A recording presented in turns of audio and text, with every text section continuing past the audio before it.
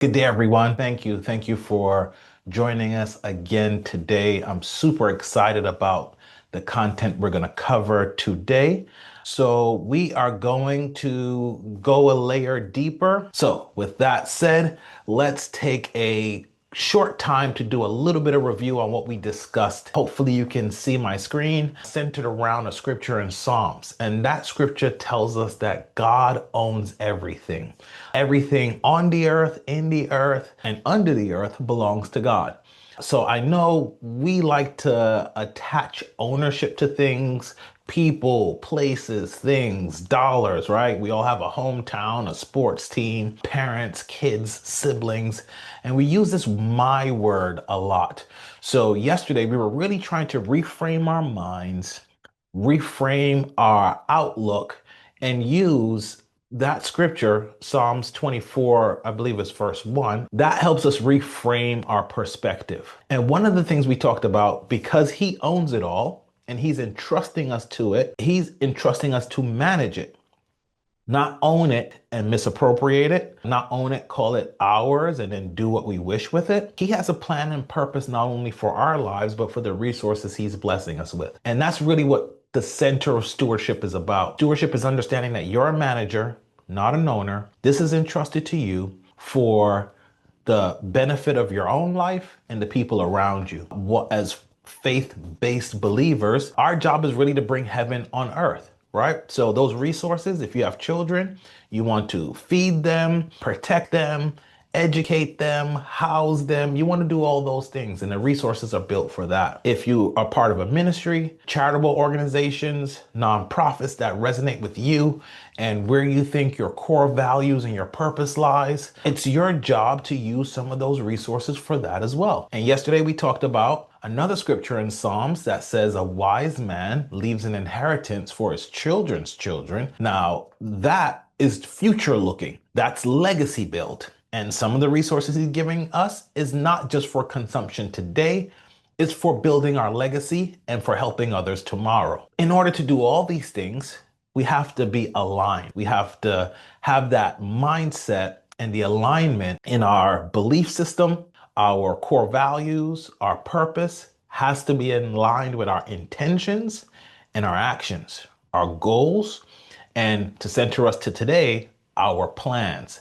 And that's what we're going to look at today is building a plan. And ultimately, we talked about by relinquishing that ownership mindset, it actually frees us up and gives us some peace because ownership has a certain weight, has a certain responsibility to it. And that's what we talked about yesterday. So for those of you who are joining us for the first time today, you're caught up. But I'm going to talk a little bit more about what we discussed. For that, let's move on to the next slide in this deck. So here's ultimately summation on what we learned. Stewardship is more than managing money. I focus on financial stewardship, but stewardship is a holistic concept that we are managers of everything.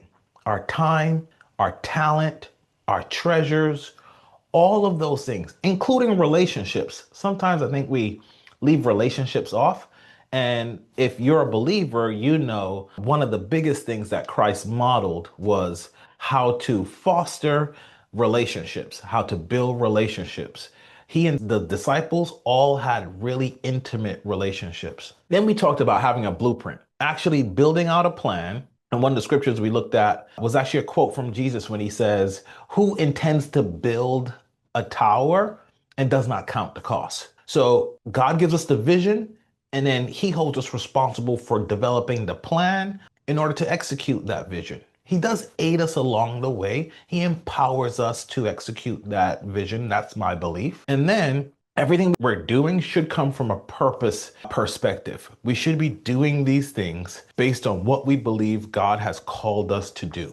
And ultimately, you have a blueprint, then you begin the planning and then the execution. And we introduced this concept of the spending plan. And we actually looked at what is the difference between a budget, which is just a financial allocation for one purpose. A spending plan is a more holistic plan that has a series of budgets inside of it, but you're looking at all of your resources in a holistic way. And that's the conversation we're going to have today. Now is a great time to plan. Or if you want to do an annual plan and then do a monthly plan, I even have templates on the weekly plan. So we go from annual to monthly to weekly. Those are some of the things we teach here at the Minding Our Business Financial Academy. And hopefully after this webinar, you'll see the value in it and you'll want to join us and get some of those resources and begin to get empowered as a financial steward. Every dollar needs a purpose. It needs to have a destination before you actually get the opportunity of getting the dollars in your hand. And it just disappears based on our wants, based on our needs, based on commitments we made before we actually got those dollars. So this is what the core of the spending plan is all about. But first, if you know me, if you've been around the Minding Our Business Financial Academy, we don't just give you these things in theory. We try to ground it in a biblical way.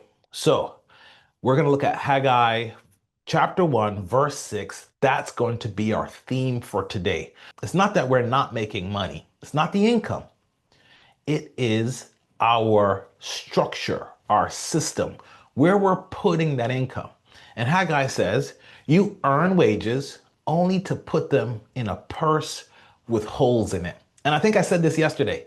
These scriptures like jump off the page for me. They don't seem to be text that was written over 2,000 years ago. This stuff is real for me. This could fit into our present day economy, our present day society, because I think we're all guilty of this to a certain degree. A purse with holes in it. Help me to understand what that looks like. Well, this is the problem that we have. We are putting our money into these buckets, but the buckets have holes in them. They're usually small holes, and some of them are larger if there's other habits or dependencies you may have. But for the most part, a person who's working every day, earning income, getting paid once a month, couple times a month, we all have them. There's subscriptions. There's the cost of convenience. Our society has made it. We're one click, tap, touch away from any purchase that we get the impulse to engage in. They've made it now where you actually don't even have to go get your credit card out of your wallet. If you are surfing online, your internet browser automatically saves your credit card, your PIN code, your expiry date, all that's in there. You add stuff to your shopping cart, credit card information is already filled out. The only thing you have to do is click checkout and it's yours. It's on the way. You go into the grocery store. I remember before moving to Georgia when I was living in California through the pandemic, and I tell people this story, like I went into the grocery store. And this was in the middle of the pandemic. This was March 2020. This was like a week or two after the state and for the better part of the nation had already shut down. And I was in a grocery store and I used my debit card or credit card because I got all my accounts all set up. But I remember the person in front of me had cash and they put their few groceries. It wasn't a ton of stuff. It all fit in one bag. As they were reaching in their pocket to get the cash, I remember the sales attendant or checkout assistant there kind of leaned back. And when the guy pulled out cash, she was like, "Do you not have contactless pay?" And I was like, wow, how society has shifted where even our physical currency in certain instances, certain situations is not valued and or accepted. I know you've all been into a store with the no cash, right? We don't take cash. There's even lines when you go to the grocery store and the department stores. There is the line for you just to use contactless pay or use your card and expedite the transaction and get out of there. So convenience has a cost. Lifestyle inflation, the Parkinson's rule. As your income increases, your expenses increase in the same exact proration. You go from making $50,000 or $60,000 to making over $100,000. You get that feeling, you know what? I don't want to live in this neighborhood anymore. I need a bigger house. I need a nicer car. And we begin to project our wealth in what we wear, what we drive, and where we live. Then there's just impulses. right? I used to make this joke, every weekend Macy's has a 1 day sale, right? There are those impulses. You see it on Instagram. I think the big one that catches at least my kids is the Temu thing. They see things on Temu and they're like, well, I need to order that. The Temu shop and the TikTok shop and all of these things are available to us. They're extremely convenient. They're right in the palm of our hand in our phone. And those impulses, because there's such little friction with acquiring and spending and consuming, we engage in it. Eating out has become a big thing. In most areas, there are more restaurants than banks than other businesses. Why? It's another convenience thing. Once upon a time, we used to prepare our meals, bring them from home, but we don't plan. We get out, we're in the world, and we're like, I'm hungry, and let me just make a poor decision. And you just get whatever you want at the time. It may not be healthy, it may not be inexpensive, but we still engage because we are thrusted into a situation where we have to eat and we haven't planned for that. And then small purchases, which is kind of like subscriptions. $9, $14, $29. And we're like, I work hard, I deserve it, I want it, right? I can afford that. And you can afford the $14 subscription, but can you afford 10 or 15 of those $14 subscriptions? That's where we have to begin planning. So now that we've clearly identified where the leaks are, these are the problems that exist in all of our lives. I'm not exempt to these things, but we have to begin to create a plan to insulate us from these leaks. And that's what we're going to go into right now. So before we get to the plan, we've got to really make a clear distinction between needs and wants. Our plan will first focus on our needs.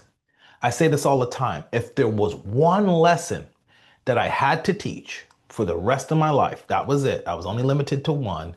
I would teach people how to create what I call the operating account. The operating account helps you take care of all of your household needs, how to track them, then automate them, and then split them into a payment cycle that you can manage based on your income. So we're not going to teach that in this session, but it is coming up in one of our future sessions.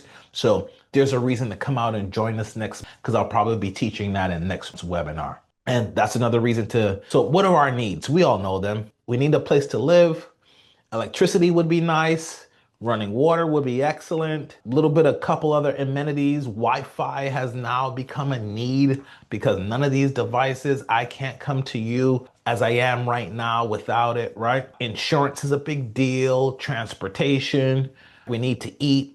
So it's so funny. I remember being in school as a kid, right? It was like, food, water, and shelter were the needs of a human being. But now it's technology, transportation, and all these other things that just make life comfortable for us.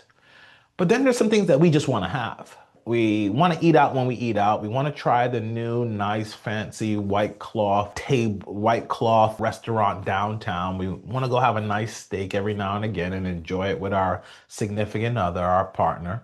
We want to be entertained. The World Cup is a big thing right now for us in the States.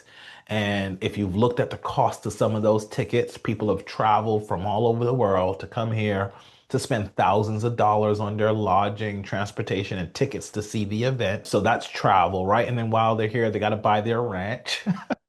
You've seen any of these things on social media about the Europeans discovering ranch, right? Got to do some shopping. And then, like I talked about earlier, there's just the things that we want to happen conveniently. So whether that's purchasing amenities for our home, or again, just being in situations where we want to be convenient, the Grubhubs and the Uber Eats and all the other things that bring things to us. Convenience is a big part of our lifestyle. But we have to make a clear distinction, and we have to prioritize the things that are needs versus wants. The spending plan helps us do that. Counting the costs. That's what we're going to do now. We're going to first sit down. We're going to estimate the cost of our life. We're going to start with our basic expenses to keep our households running. And then we're going to begin to build up the plan from there. Now it's time to sit down.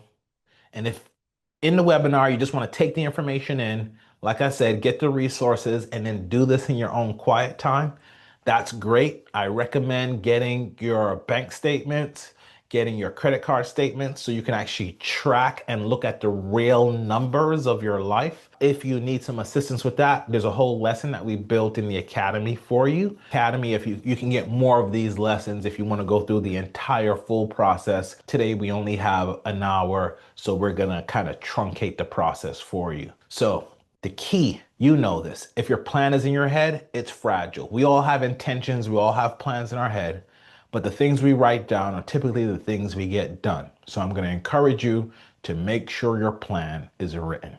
So here's the overall framework before we jump into the spending plan. I want you to see that there's actually a bigger and larger framework that governs this. This is a framework that I developed just from teaching stewardship in church and Sunday school. I call it the 10-10-80 framework. The first 10%, as you see in the graphic, that is your giving. If you're a faith-fueled Christian, then I say, or whatever your religious, I hate to use that word, religious or religious slash spiritual distinction is, then we say 10% goes to giving. However you want to deploy that, if you want to deploy that all at your place of worship, if you want to split that up between your place of worship, nonprofits, charities, that is your discretion to break that up. But I urge you to look at the percentage and try to stick to the model. I think we've all heard Malachi 3 and 10 before, so we know where the 10th, the tithe, comes from. The second 10%, if you've ever heard any person talk about finances, managing your finances, building your wealth, they always say rule number one is pay yourself first. I say give back first. I say pay yourself second. Why? We're faith-fueled. We're not self-centered. It's really, like I said earlier, we're trying to bring heaven on earth. So 10% to giving, 10% to saving. You have to start recapturing some of the dollars that you are trading your most expensive resource for. You're probably asking, well, what's my most expensive resource? Your time. Time is the only resource we do not get back.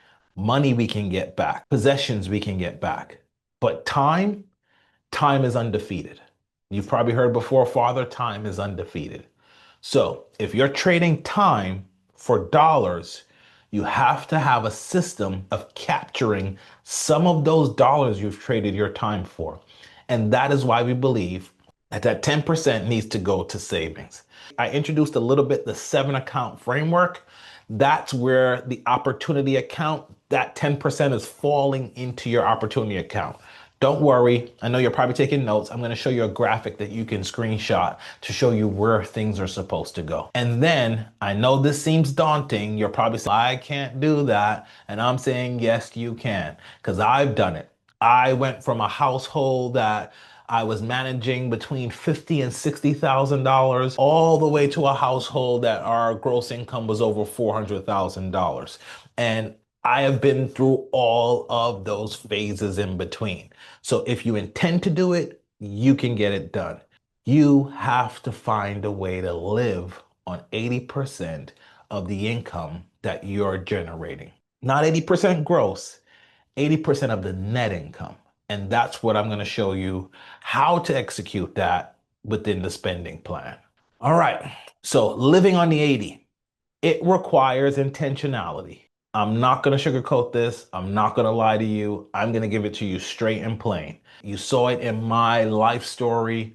I'm from Brooklyn, New York, so we only have one way to do it. We're straight shooters, right? We're known for that as New Yorkers. Intentionality is first. You have to be intentional about this work. You have to set boundaries, and that's why I created the 7-account framework. The 7 accounts are the individual boundaries for the different areas of your life and categories of spending. And then this has to fall in your purpose. You're not going to dedicate 10% to giving if you don't find a way for it to align with your purpose. So I just want to make sure I preface what we're about to do with those bullets. All right. So this is where the entire holistic look at the framework that we've developed. Your income comes in, 10% goes to giving, then 10% goes into your opportunity fund. That's your savings. Initial goal is 3 months. The ultimate goal is 6 months. Once you get to 6 months, you find a cash producing asset. You dump the 6 months or a portion thereof into that asset. The asset is kicking off some cash, some net cash flow. You take that net cash flow, you replenish your opportunity fund. Once that's replenished, you can now begin to put it into these other parts of the circle that you see and adjust your percentages as necessary as your income is climbing. Then there's the operating household income. The operating income is what you want to use to manage your household. Notice next is lifestyle. Lifestyle should not be the first place all your money is going. You want lifestyle to go to your household first. Then there's the maintenance account. That helps us to avoid emergencies that may arise when we realize that our income is flowing out when things happen with our vehicles and our homes. Then there's debt repayment, right? Debt repayment is a big part of our budgets. For some people, it robs us of future wealth. We want to take care of our debt so then we have money to begin investing with. I know many people want to start the investing, but if you have debt and you're paying off 30% or you're holding that debt over several months in 30% interest credit cards, it will be hard to grow your wealth. That's another huge hole in your bucket that's sucking out a lot of your resources. So this is the overall ecosystem we're trying to implement. So when we talk about a system, this is what we're talking about. Our money comes in, a portion goes to giving, portion goes to opportunity, portion goes to operating.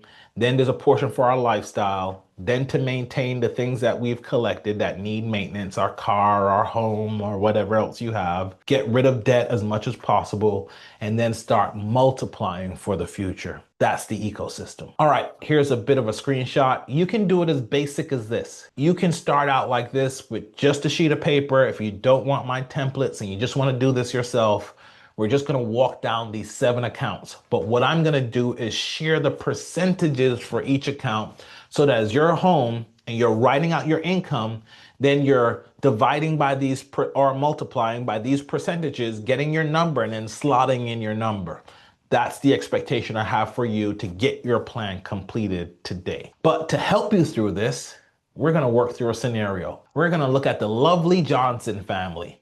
All right, so the Johnsons, they make about $180,000. Whether you want to split this between the 2 working adults, let's say they make about $90,000 a year apiece, or maybe one of them is at-home caregiver and the other one's making $180,000. However you want to dice this, adjust this scenario to your scenario, and then we're going to kind of go right down through the 7 accounts and build out the spending plan.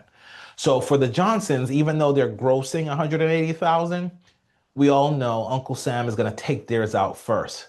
For most Americans, I know you guys are coming to me from all over America. Depending on the municipality where you live, you may be paying more than 24.4%.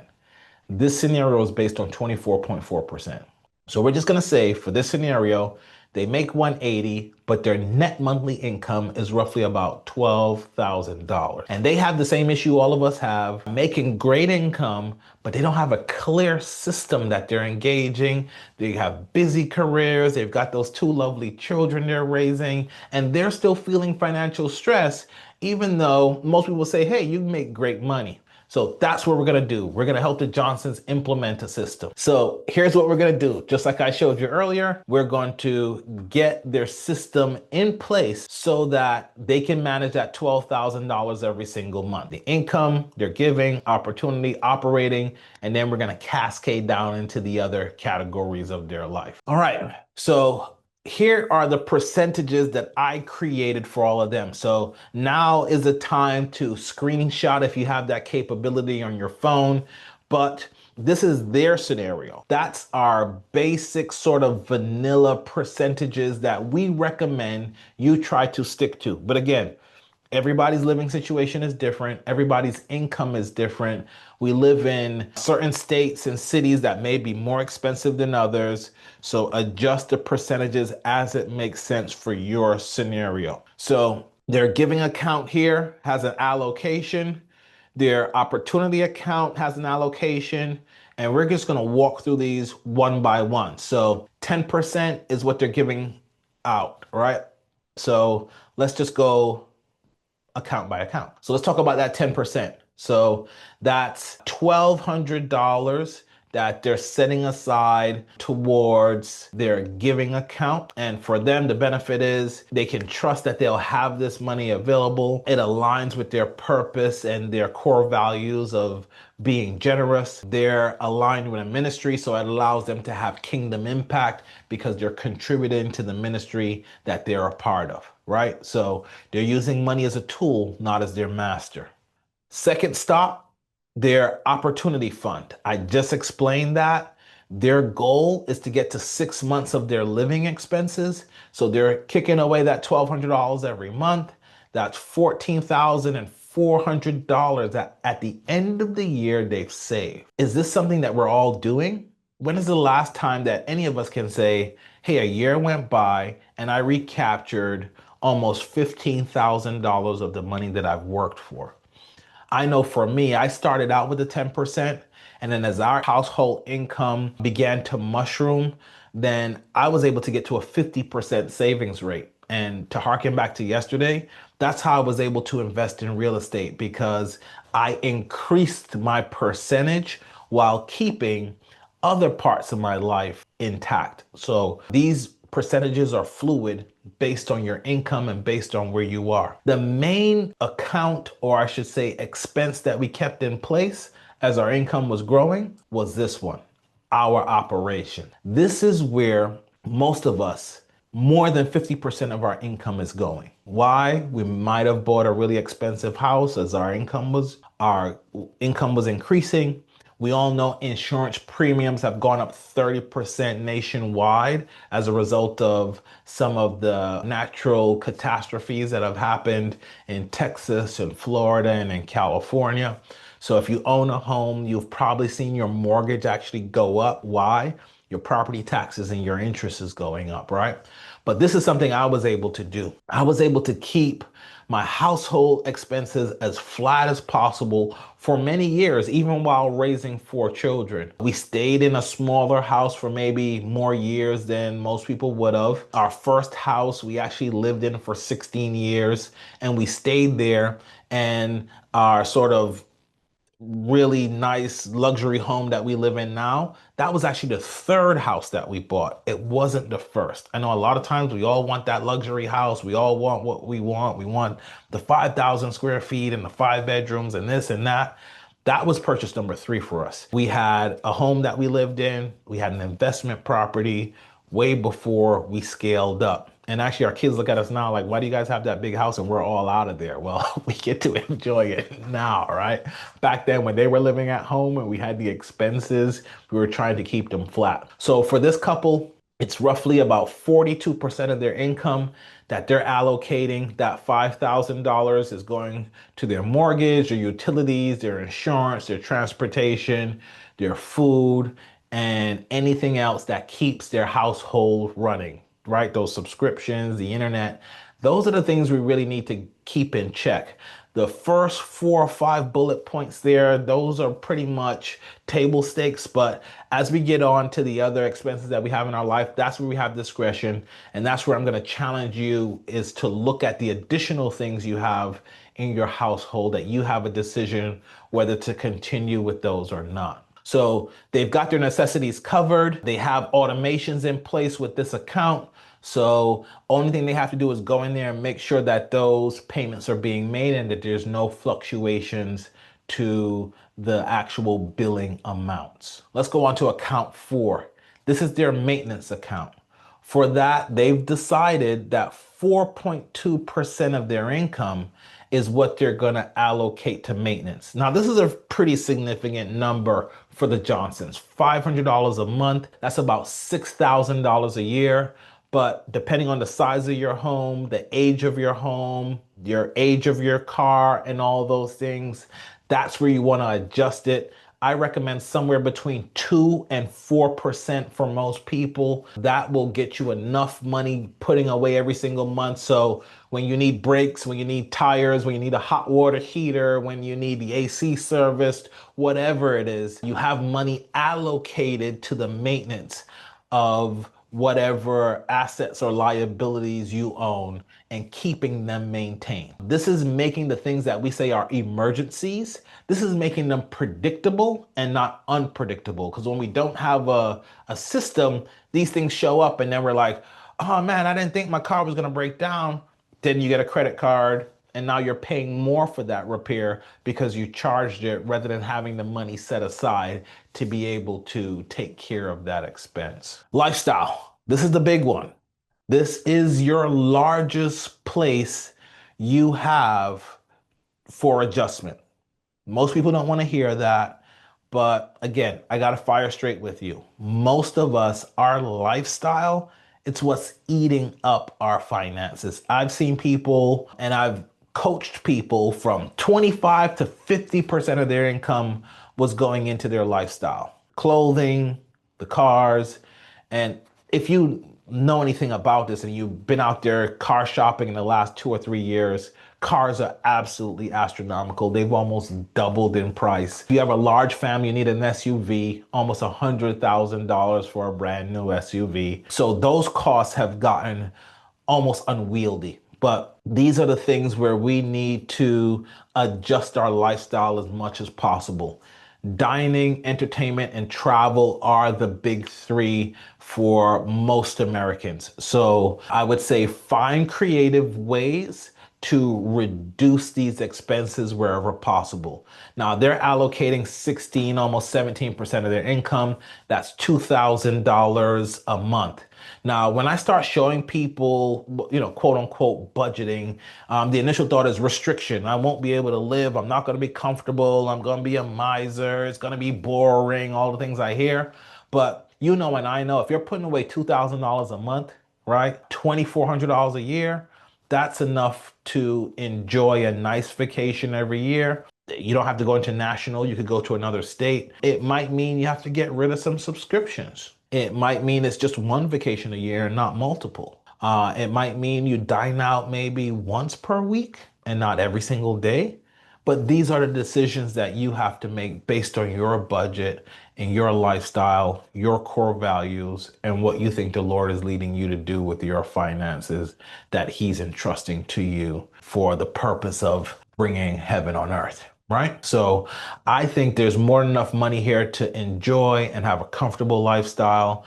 I say somewhere between 15 and 25% is where I would try to stick to as far as the lifestyle, right? And of course, the higher the income, the higher that number and the more you can do in that lifestyle category. But you got to have these parameters in place. Account number 6 is investing. I usually will flip flop these. So in some of my material, you'll see account 6 is debt and account 7 is investing and vice versa. I flip flop them based on my clients' individual situations. If you're carrying credit card debt, I would say account 6 should be debt repayment. And you should allocate some funds to getting that debt reduced. And once that debt is reduced, then you can increase the allocation that you're making for your investment accounts and then thus compounding. But trying to compound while still having a huge hole in your bucket, 30%. If you do payday loans, 50% and higher, that's eating up a lot of your money. You want to get that hole in that bucket sealed first before you try to multiply your dollars because you're playing a tug of war that you won't get any traction. You're basically stuck in place. But for this family, their debt was a little lower. So in their situation, we moved up their investing into account 6. We've allocated 8.3%. That's $1,000 a month, right? So over 10 years, that's over $120,000 that they're contributing. That's not to mention if their employer had matching funds, that number is even larger. Many employers will match between 3 and 6% of your contributions into your 401k, 403b. Some employers offer Roths and different types of IRA accounts. Or you can open these yourself, open your own IRA, your own brokerage account, and begin to make these allocations. Again, like I mentioned earlier, if you need to split these up, maybe you're putting that 3 to 6% into your 401k so you get those matching funds. And then the other 2 or 3% you're putting into a brokerage account and you're self-managing that. I believe in diversifying and having multiple things happening at the same time. Like I say here, is to be consistent. And just to share for my younger people on the call, if you can do this from your late 20s through your early 40s, you will compound and have way more money at retirement age in your 60s than someone who's trying this like me in their 40s and trying to put more money in. You can actually put less in and do it for a period of 10 to 20 years and actually stop and have more money than someone who's putting in large sums in their 40s and 50s. That's why I say that this is a crucial part of the spending plan, is multiplying those dollars for the future. And then here's our debt repayment. So they only have, in this case, about $20,000 in debt. That's actually pretty low, way below our national average for household debt is way above $70,000 now, if you go out there and look at some of those statistics. So for them, we allocated 9.1% of their income to their debt repayment. That's about $1,100. And if they don't continue to use the cards, in about 1.5 to 2 years, they've paid it all off. And now they can roll over this 9.1%. They can split that across the other accounts. They can put some of that into their lifestyle if they want to do more vacationing, do more things with their kids, make more memories. If they want to save more for the future, they can up from 9% up to 10 or 12%. If they want to build out their assets, they could take a portion of this and put into their opportunity fund so they have security. And then when they get to the 6 months quicker, they can deploy that into an asset. Sky's the limit. So what I want to say here is I'm just showing you how this can be done, what the numbers look like. But again, for your specific scenario, you're going to want to adjust these based on your numbers. So hopefully that was helpful. If you were taking notes, hopefully you jotted down some of these percentages. If you were able to get those templates, the blank template goes through the percentages as well. And then at a later time after the webinar, you can sit down with a clear head. Like I said earlier, don't do this from memory. Get your bank account statements, get your credit card statements, look at what you're spending to manage your household, look at what your debt number is, and then adjust these percentages as need be. I will pause just for a second here. Are there any questions? Any low-hanging fruit now that we've gone through the 7 areas, 7 accounts, 7 categories, and we've built the framework? So this is just the framework of the plan. The plan goes much deeper as we talk about within the academy, how to set up each of these accounts, how to set up the frequency of how the money goes in and out.